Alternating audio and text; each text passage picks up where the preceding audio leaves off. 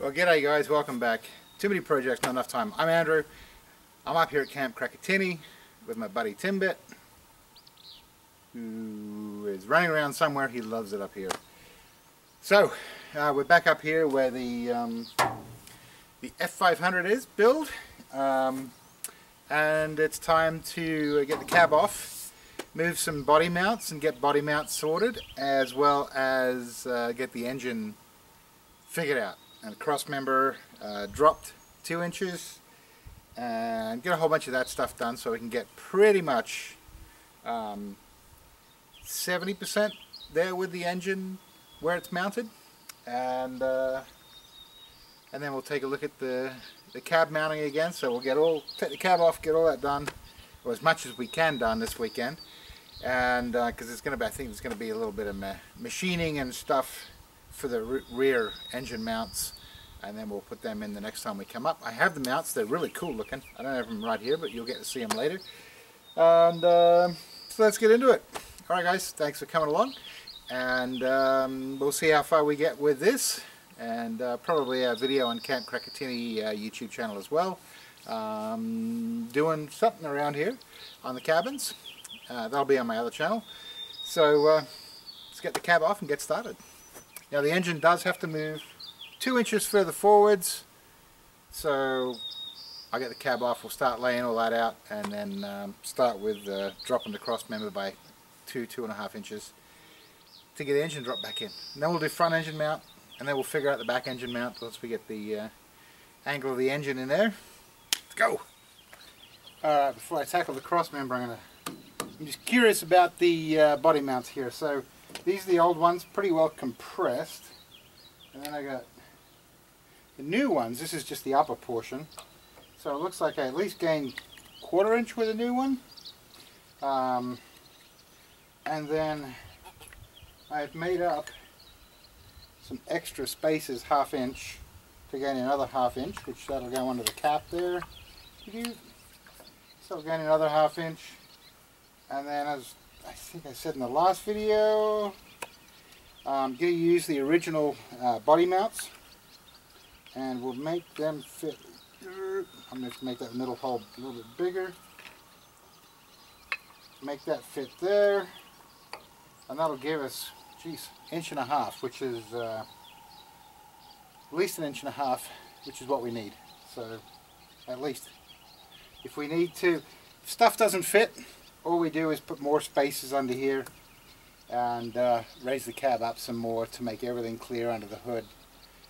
So really no big deal. If we've got to raise another inch, not a big deal. So let's pop these off and put these in and take a measurement. So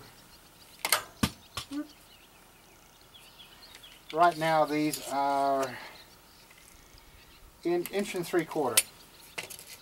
So let's get this off, put the new one on, and see what we got for height off the metal body mount there.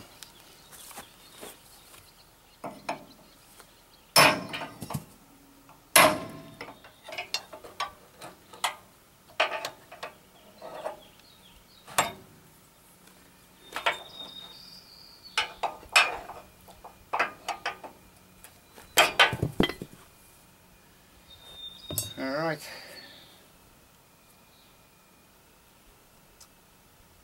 So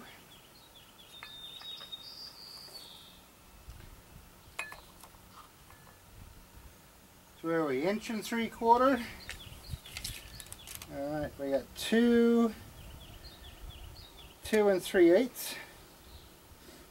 So we gain 1/4 plus another 1/2, so 2 3/8 plus that. Let's see, we're at 3.5. So from 1 3/4 to 3.5, 1 3/4 inches. We gained 1 3/4 inches doing it this way. That's step one. I guess they're ready to try when we put the cab back on, see how we sit. Alright, now let's tackle the cross member and taking a chunk out of there. Okay, so here we go. So I've cut out a template. This is the chunk of metal, which you'll see in a minute, that I've cut out as my droop. I've cut it out overextended so we can slowly custom fit it all. So this is the template shape I need to follow. And pretty much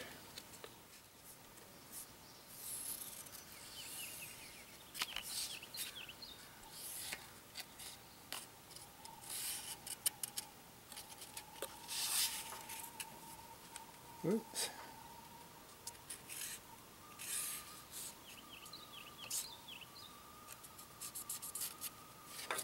Alright, so tip to tip is 13 3/4. Tip to tip is not 13 3/4. Alright, what we can do though, we'll cut inside these lines. As long as we get this right, and then we'll, as we fit it, we'll open up the back a little bit.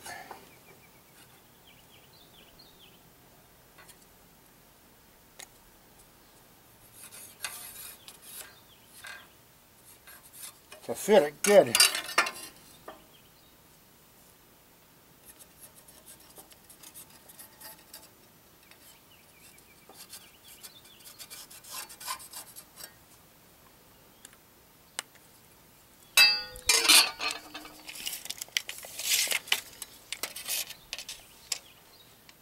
That's more like it.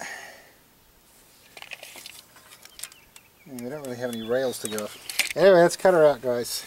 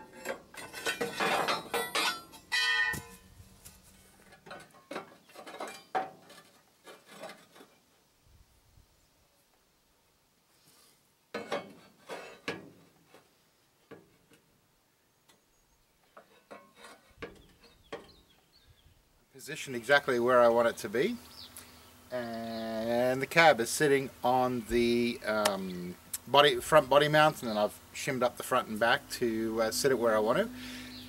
The air conditioning bracket is still very, very close to the hood, so really not a big deal. We just got to lift the cab up another ½ inch or even an inch to make a little more clearance, so not a big deal. I do want to keep the cab as low as possible, but not a big deal. It's just an inch to give me plenty of clearance. And so let's get the hood off and then do another walk around and see where we're at with the engine mounts. The front one is going to be easy. We're just doing a straight cross member using 2 hockey pucks as rubber engine mounts, and then it's the rear engine mounts that well, I'll show you what I've got, and they cost me a pretty penny, but they're not really going to work, which is a shame. So when you see them, they're available for resale if anyone needs them or wants them. So let's get the hood off and take a little more of a look. And basically it's going to be lots of body and hood, body and front clip and everything back and forth, on and off, while we get the engine in place. I hope to put the gearbox, test the gearbox this weekend as well, just to make sure that the engine and gearbox are actually going to go together as well. So let's get the hood off.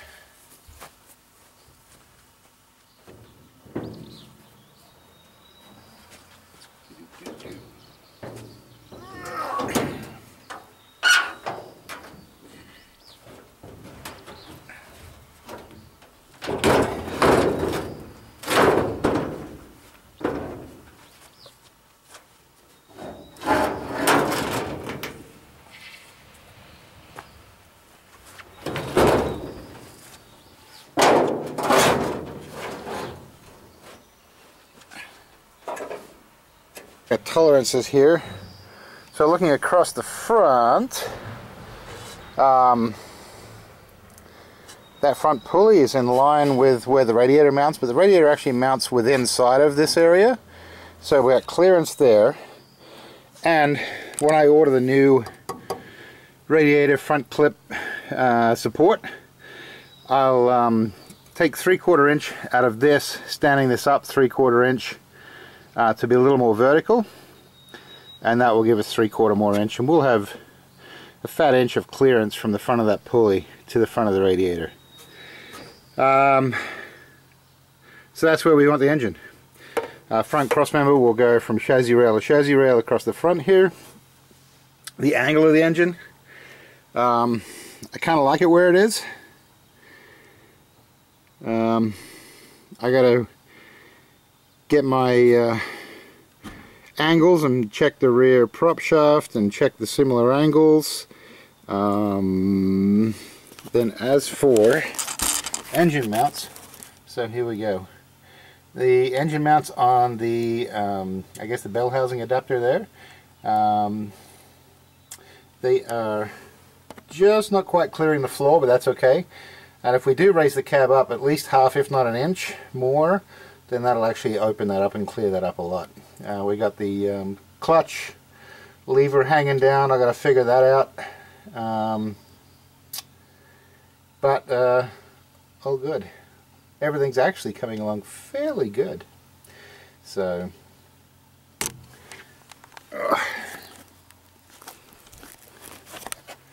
alright, down here we have plenty of clearance between the power steering pump and hydro boost pump and the steering box now, which is awesome. Alright, down here on the passenger side of the vehicle, my only real concern is the bottom of this oil filter. It's got, I don't know, a fat inch to the chassis rail, so hopefully we can unwind that, drop it down, tilt it across, and get that out of there when we do an oil change. Up here to the turbo. Now, after some investigating, I am going to be running just on the other side of the valve cover there, a after cooler or out of water intercooler. So that will come up and mount over there, and then with that I'm going to replace this exhaust manifold with one that has the turbo outlet mounted here about halfway up, and it'll come straight across into that. moving the turbo forwards to the middle here also creates way more room back here to drop the exhaust down and the exhaust brake and everything like that. So problem solved there pretty easily, fairly inexpensively, because I'll sell a lot of these parts and recoup a little bit of money. And I've already got so where this new aftercooler mounts, it mounts all the way up to here, which means all these lines are going to be in the way. So there's a whole different set of lines which I already have as well. So these lines will come out and then the new ones will route around the intercooler, or aftercooler, sorry.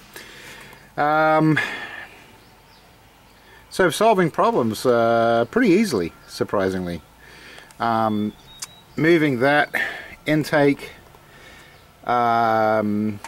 completely, because the aftercooler will just come straight across here, so there'll be nothing coming this way. There's plenty of room for the hydro boost in the firewall there.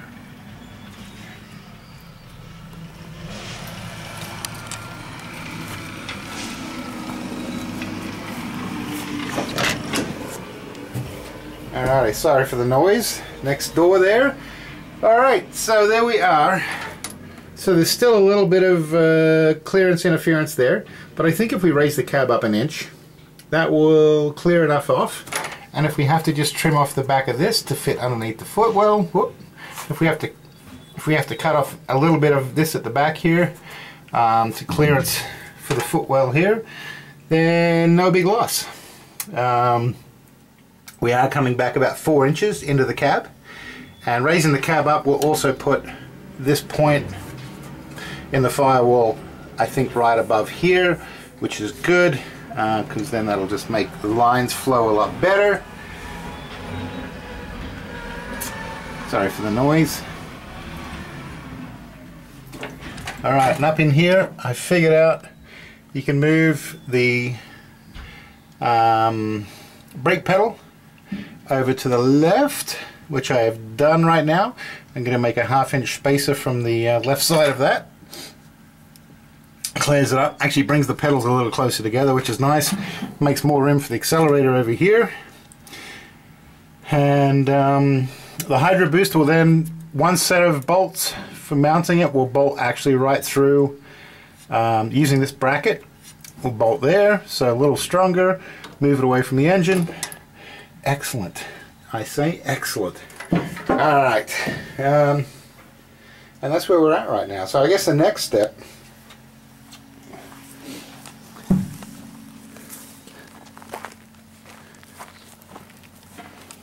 okay, coming in here, I was going to eliminate these body mount brackets at the front because they have nothing to do with where the original mounts were.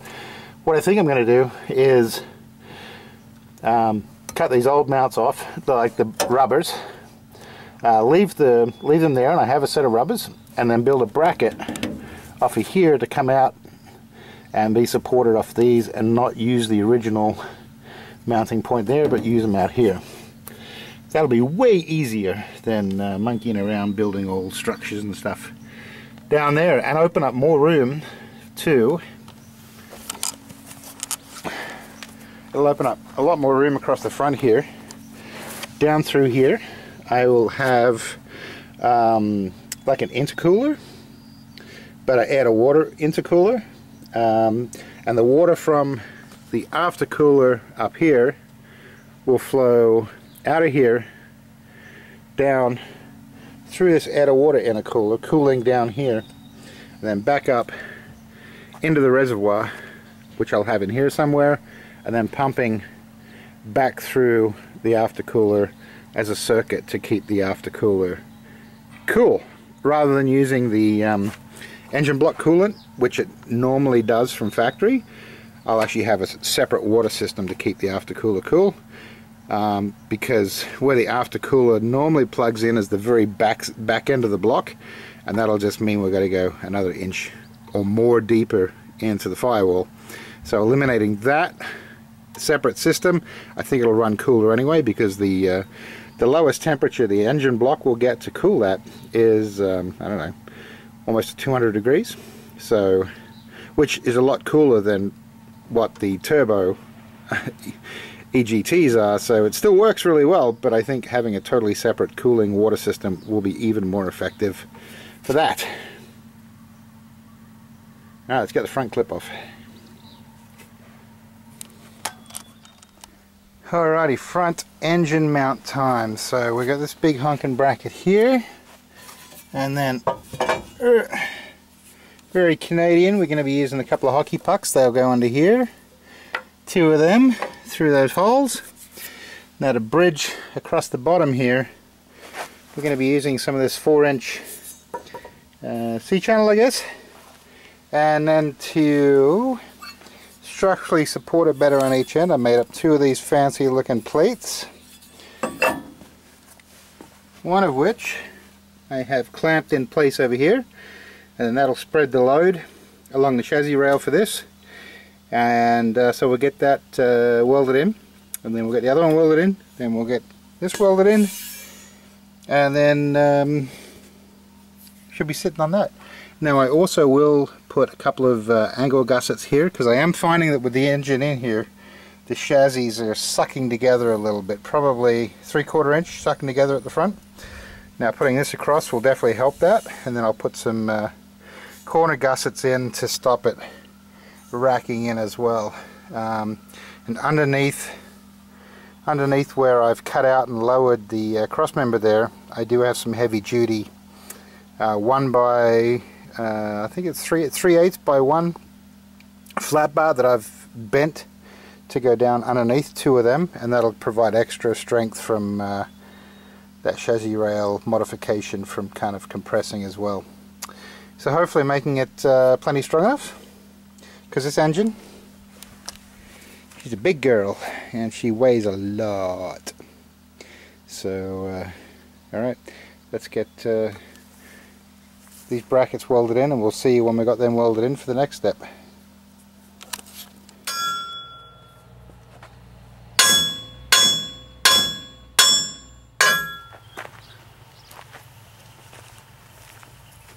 Alright guys, that's the end of the video. Not a great deal of exciting stuff in this video, but we've definitely made some progress. We've got the engine exactly where we want it, got the front cross member in, figured out the cab's got to go up 1 inch to clear everything. We'll get an air conditioning compressor before next time, and then we'll be able to finish off all the stuff on the top. And sorry for the bobcat next door. And right now I'm just going to put the front clip on, so we get the hood on, keep it out of the weather. And that's it for this trip as far as the truck's concerned. I'm going to